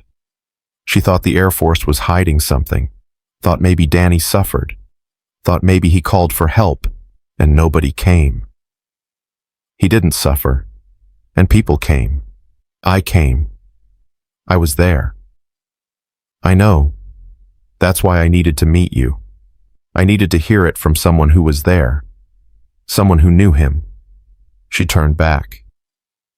"The Air Force is planning a memorial at the Pentagon for pilots who died in classified operations. Danny's name will be on it. They want you there." "When?" 2 weeks. Will you come? Clyde hesitated. I don't know if I can. Why not? Because standing in front of that wall, seeing his name, it makes it real. And I've spent 54 years trying to pretend it isn't. It is real, Clyde. Danny's gone, but his sacrifice matters. And you're the only one left who can tell his story. His story's not mine to tell. Yes, it is. You were his wingman, his best friend, his brother. If anyone has the right, it's you. Clyde looked at the wristband, thought about Danny's last words. Wear the damn bracelet, bring yourself home. Maybe it was time to finally come home. I'll be there, he said. Rebecca smiled. Thank you. They talked for another hour. About Danny, about the war, about life. Rebecca told him about her family, her husband, her 3 kids, her career as a teacher. Clyde told her about his life after the war, the quiet years, the VA appointments, the loneliness. And slowly something shifted. The guilt didn't disappear. Probably never would, but it felt lighter, shared, less suffocating. When they finally said goodbye, Rebecca hugged him again. Stay in touch, she said. Please. You're the last connection I have to my brother. I will. Promise. Promise. She left. Clyde sat alone in the conference room. Major General Klein returned. How are you feeling? Tired. That's normal. Is it? You just confronted 54 years of guilt. You're allowed to be tired. Clyde stood. What happens now? Now you go home, rest, and in 2 weeks you stand with Rebecca at the Pentagon and honor your friend properly. And after that you live, really live, not just survive. I don't know how. You'll figure it out. You're Spectre. You've survived worse. That evening, Clyde returned to his apartment. No reporters, no crowds, just quiet. He made tea, sat at his kitchen table, pulled out the photograph of him and Danny. For the first time, looking at it didn't hurt. It just reminded him of what they'd shared. The brotherhood, the trust, the sacrifice. His phone rang. Ben's number. Hello. Clyde, it's Ben. Just checking in. You okay? Yeah, I'm okay. I saw the news about the Pentagon ceremony. Are you going? Yeah. That's good. You should. You think so? I know so. Danny deserves it. And so do you. They talked for a few more minutes. Then Ben said, Hey, Sarah and I are having dinner tomorrow. Want to join us? I don't want to intrude. You're not intruding. We're inviting you. Clyde smiled. All right, I'll be there. 6 o'clock. I'll text you the address. They hung up. Clyde sat in the quiet apartment. For the first time in 54 years, he didn't feel alone. He looked at the wristband, ran his fingers over the cracked leather. I'm coming home, brother, he whispered. Finally, coming home. Outside, the sun set over San Diego. The city glowed. Life continued. And somewhere high above, 2 F-35s flew patrol, their contrails cutting through the sky like white ribbons, silent, watchful, eternal, because legends never truly die. They just wait for the right moment to be remembered. And Clyde's moment was just beginning. 2 weeks passed faster than Clyde expected. He spent them preparing. Not physically, you don't prepare for ceremonies the way you prepare for missions, but mentally, emotionally, getting ready to stand in front of a wall with Danny's name carved into it and not break down. Ben and Sarah had him over for dinner 3 times. Each visit felt less awkward, more natural, like maybe he could have friends again, like maybe isolation wasn't the only option. Brenda called twice, left voicemails, said the airline wanted to fly him to DC first class, all expenses paid. Said she wanted to come with him, support him. He didn't call back, but he thought about it. Carol sent flowers, a handwritten note. You changed my life, Colonel. Thank you for the lesson. I'll never forget it. He kept the note, threw away the flowers. Allergies. Marcus sent an email. Long, rambling. about how he'd started volunteering at a veterans shelter, how he'd met men who reminded him of Clyde, how he was trying to be better. Clyde read it 3 times, never responded, but he hoped Marcus meant it. The night before the flight to D.C., Clyde couldn't sleep again. He sat at his kitchen table, the photograph of him and Danny propped against the salt shaker, the leather wristband on his arm. His phone buzzed. A text from Rebecca Flight lands at 8 a.m. Car picking you up at noon. Pentagon ceremony at 3 p.m. We'll get through this together. He typed back, see you tomorrow. Stared at the message, added, thank you, hit send, set the phone down, looked at Danny's face in the photograph. This is it, brother, Clyde whispered. Time to let the world see what you did. The flight to D.C. was surreal. Clyde boarded at 6 a.m., San Diego to Reagan National. 5 hours. The gate agent recognized him, upgraded him without asking. First class, window seat. Flight attendants treated him like royalty, offered champagne, extra snacks, didn't hover, just showed respect. One attendant, an older woman, maybe 60, stopped by his seat after takeoff. Colonel Harrison. Yes, ma'am. My father flew F-4s in Vietnam. He died in 1972. I was 7. Clyde's chest tightened. What was his name? Captain Robert Chen. Call sign Tiger. Clyde's mind raced. Tiger. Tiger. He knew that name. 101st Squadron. Her eyes widened. Yes. Did you know him? I flew support for his unit. Spring of 72. Heavy action near Da Nang. That's where he died. I'm sorry. Don't be. He died doing what he loved. She smiled through tears. But seeing what happened to you on that plane, it meant something. Because my father would have been treated the same way. And that's not right. No, it's not. Thank you for your service, Colonel. And thank you for surviving. Men like you remind us what we're fighting for. She walked away before he could respond. Clyde looked out the window. Clouds below, sky above, the world in between. This was why he was going to D.C. Not for himself. For Robert Chen. For Danny Miller. For every pilot who didn't make it home. The car picked him up at noon exactly. Black SUV. Military driver. Silent. Professional. They drove through D.C. traffic. Past monuments. Past government buildings. Past tourists taking photos. The Pentagon loomed ahead. 5 sides. Stark. Imposing. The heart of American military power. They pulled up to a secure entrance. MPs checked IDs. Waved them through. Inside, Major General Klein waited. Colonel Harrison, welcome. Ma'am, how was your flight? Quiet. Good. Rebecca's already here. She's in the memorial chapel. I'll take you there. They walked through corridors. Endless hallways. Photographs of generals. Plaques commemorating battles. History pressed into every wall. Klein stopped outside a door. She's inside. Take your time. Ceremony starts at 3 p.m. You have an hour. Thank you. Klein left. Clyde opened the door. Rebecca stood in front of a display. Photographs, documents, artifacts from Vietnam. She turned when she heard him enter. Clyde, Rebecca. They hugged, held on longer this time. You ready for this? She asked. No. Me neither. They stood together, looking at the photographs.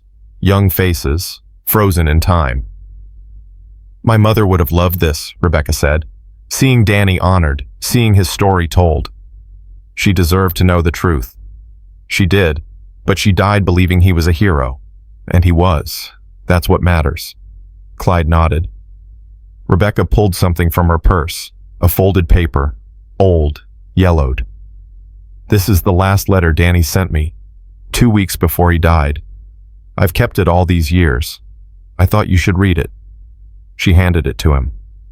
Clyde unfolded it carefully. Danny's handwriting, messy, rushed. Dear Becca, sorry it's been a while. Things have been busy here. Can't tell you much. You know how it is. But I wanted to tell you about my friend. His name's Clyde. We call him Spectre. He's the best pilot I've ever known. Saved my butt twice this month alone. I trust him with my life. If something happens to me, and I'm not saying it will, but if it does, I want you to find him. He'll tell you the truth. Not the Air Force version, the real version. He's a good man, Becca, the kind of man I hope you marry someday. Strong, honest, brave.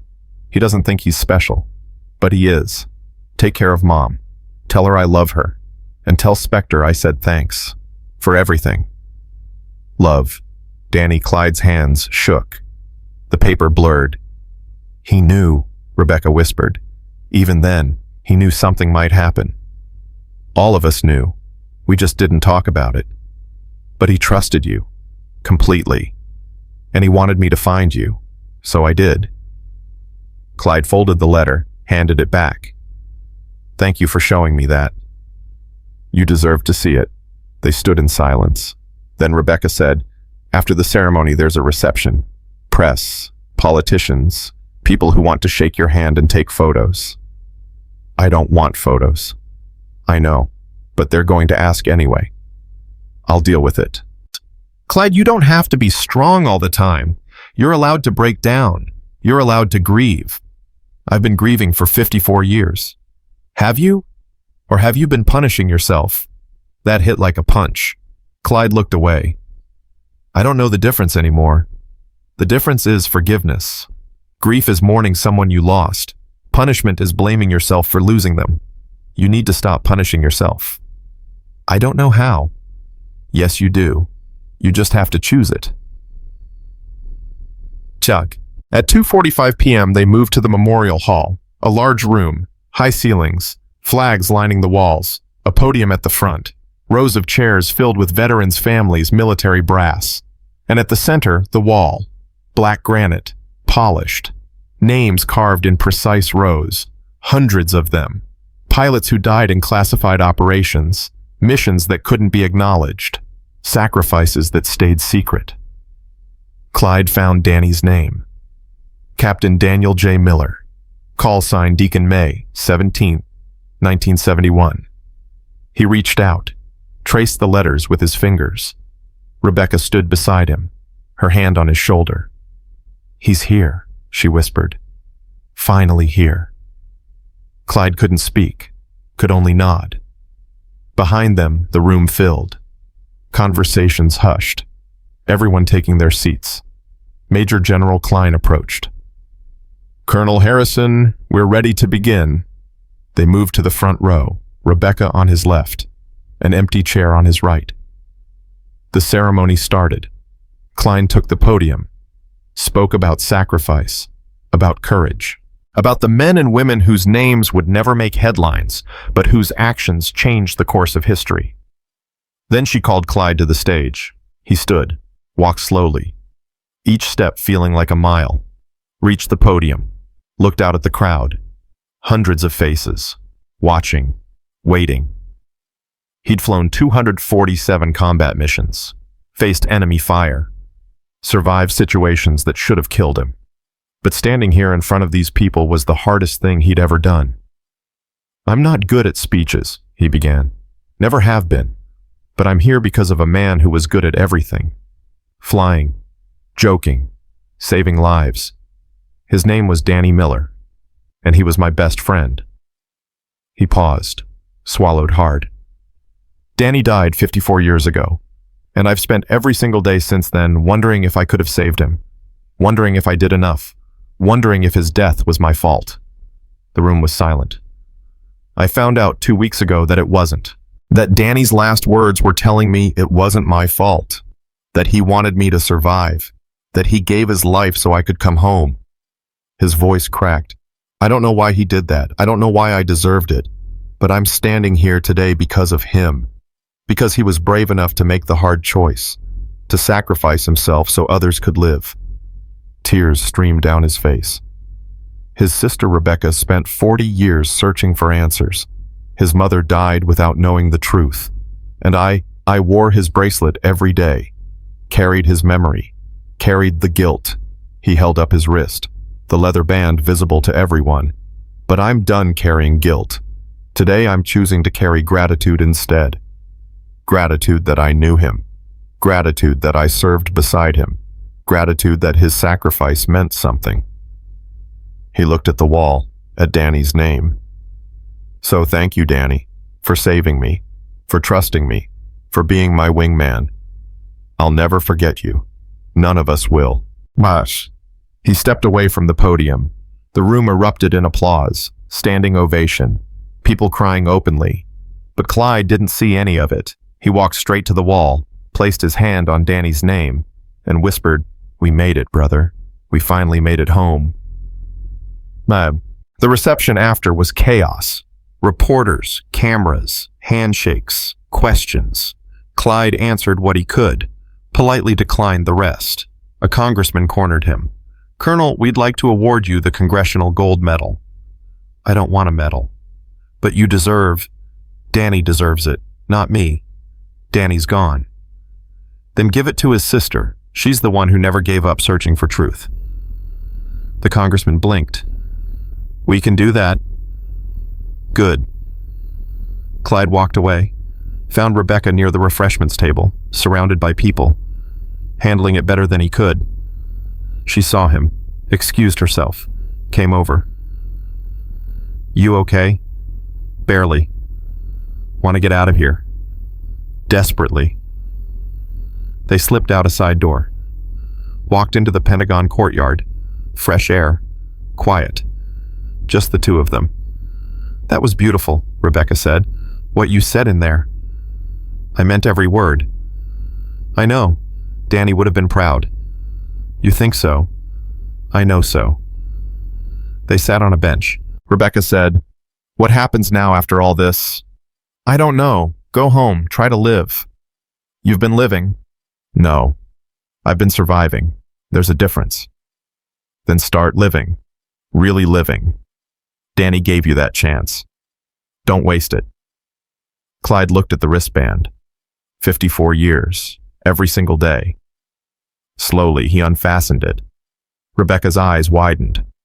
"What are you doing?" "Something I should have done a long time ago." He held the bracelet in his palm, worn, cracked, faded. "Danny gave this to me, said it would bring me home, and it did. For 54 years it did. But I'm home now, really home, and I think it's time to let him rest." "What will you do with it?" "Give it to you. Danny would want his family to have it." "Clyde, I can't." "Yes, you can. This is yours. It was always yours." He placed it in her hands.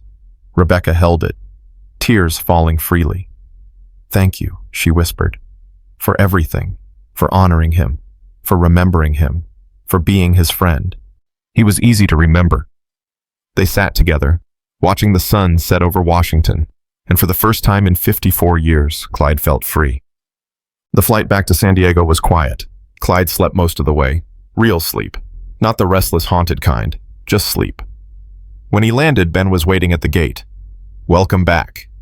"Thanks for coming." "Of course. How was it?" "Hard, good, necessary." They walked to baggage claim. "There's something you should know," Ben said. "The video, the one from the plane, it hit 10 million views. You're all over the news. CNN, Fox, everyone." "That's unfortunate." "Maybe, but people are talking. About veterans, about respect, about how we treat the men and women who served. You started something, Clyde." "I didn't start anything. I just got on a plane." "And you changed the world." They collected his bag, walked to Ben's car, drove through the city, streetlights flickering on, people heading home from work. "Sarah wants you to come over for dinner tonight," Ben said. "I'm tired." She made pot roast. Clyde smiled. "All right, I'll come." They drove to the apartment, walked inside. Sarah greeted him with a hug. "Welcome home." "Thank you." They ate dinner, talked, laughed, shared stories. And Clyde realized something. This was home. Not a building, not a city, but this. People who cared, people who listened, people who saw him as more than his past. After dinner, his phone buzzed. A text from Brenda. "I saw the ceremony. You were incredible. Thank you for showing us what real courage looks like." Another from Carol. "Watching you speak today changed my life. Thank you." Another from Marcus. "I don't know if you'll ever forgive me. but I'm trying to be better. Thank you for the example." Clyde read them all, responded to none, but he saved them, because maybe, just maybe, people could change. That night, Clyde returned to his apartment alone, walked inside, locked the door, made tea, sat at his kitchen table. The photograph of him and Danny still propped up. He picked it up, studied Danny's face one last time. "I kept my promise, brother," he said aloud. "I wore the bracelet. I remembered. I made sure people knew what you did." He set the photo down. "But now it's time to let you rest, and time for me to really live." He stood, walked to his bedroom, opened the closet, the box on the top shelf, the one with his uniform, his medals, his past. He pulled it down, looked inside, and he realized he didn't need to keep it hidden anymore. He carried it to the living room, unpacked it carefully, hung his uniform on the wall, displayed his medals beside it, set the photograph on the mantel, his life, his service, his sacrifice, no longer hidden, out in the open where it belonged. 3 days later, Atlas Airlines issued a public statement. They announced a new program, Veterans Fly Free. Any veteran, any flight, any time. First class. No questions asked. They credited Clyde Harrison for inspiring the change. He didn't respond to their calls, but he smiled when he read it. Because maybe, just maybe, Danny's death had led to something good after all. 1 month later, Clyde received a package from Rebecca. Inside, a framed photograph, Danny in his flight suit, standing beside an F-4, same photo from Clyde's box. But this one was signed, to Spectre Best Wingman, a pilot could ask for. Fly high, brother. Deacon Clyde hung it beside his own uniform. 2 pilots, 2 friends, 1 story.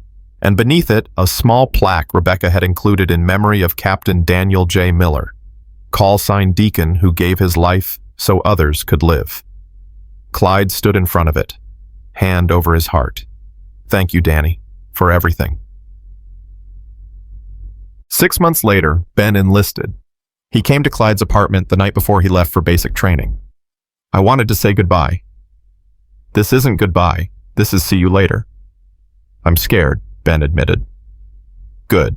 Fear keeps you sharp. What if I'm not good enough?" "You will be. Because you know why you're serving. Not for glory, not for adventure, but to be part of something bigger than yourself." Ben nodded. "Thank you. For everything. You changed my life. You changed mine too, son." They shook hands. Ben left, and Clyde watched from his window as the young man walked toward his future. The same future Danny never got to see. But because of Danny, because of his sacrifice, men like Ben could serve, could live, could come home. 1 year after the flight, Clyde received an invitation. The Vietnam Veterans Memorial in Washington, D.C. was adding a new wing, a section honoring classified operations, pilots who died in missions that couldn't be acknowledged. Danny's name would be there, permanently, and they wanted Clyde to speak at the dedication. He called Rebecca. "Are you going?" "Of course." "Are you?" "Yeah, I am." "Good, because I need you there." "Why?" "Because you're family now, and family shows up." Clyde smiled. "Yes, we do."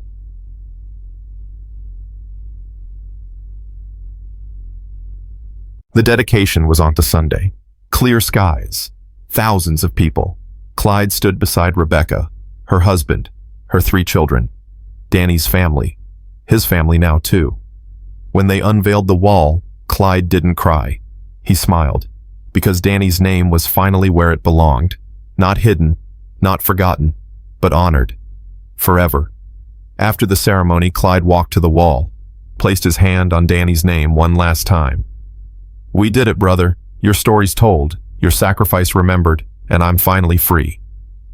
He stepped back, saluted, held it for 3 seconds, then lowered his hand, turned away, and walked into the rest of his life. 2 years later, Clyde Harrison died peacefully in his sleep. He was 86 years old. At his funeral, Ben, now a second lieutenant in the Air Force, gave the eulogy. Rebecca sat in the front row, holding the leather wristband Danny had given Clyde 56 years earlier. Hundreds of veterans attended, pilots, soldiers, Marines, sailors, people whose lives Clyde had touched, people who'd been inspired by his story. And as they lowered his casket into the ground, 2 F-35 fighters flew overhead. Missing man formation, one plane pulling up, climbing into the sky, leaving an empty space in the formation. For Clyde, for Danny, for all the pilots who never came home. The crowd stood in silence. Then someone started clapping, then another, then everyone. Applause for a man who'd lived 86 years carrying the weight of one mission, who'd finally let go, who'd finally come home. And somewhere high above the clouds, 2 old friends flew together one last time. Wingman to wingman. Brothers forever. Because some bonds don't break. Not with distance. Not with time. Not even with death. They just wait until you're ready to fly again. And now, finally, Colonel Clyde Harrison was ready. His war was over. His mission complete. His promise kept. He'd worn the bracelet. He'd remembered. He'd honored the sacrifice. And in the end, he'd learned the most important lesson of all. Survival isn't just about coming home. It's about living once you get there. Really living. For yourself. For the ones you lost. For the ones still fighting. That's what Danny gave him. Not just a leather bracelet. Not just a promise. But permission to live. And Clyde had finally accepted it. So if you see an old veteran sitting alone somewhere on a bus, in a diner, on a plane, don't look past them. Don't assume they're just taking up space. Because inside that weathered body is a story, a sacrifice, a weight they've carried for decades. And maybe, just maybe, all they need is someone to see them, really see them, the way Clyde Harrison deserved to be seen all along, not as an old man in the wrong seat, but as a hero who never stopped flying, even after he landed.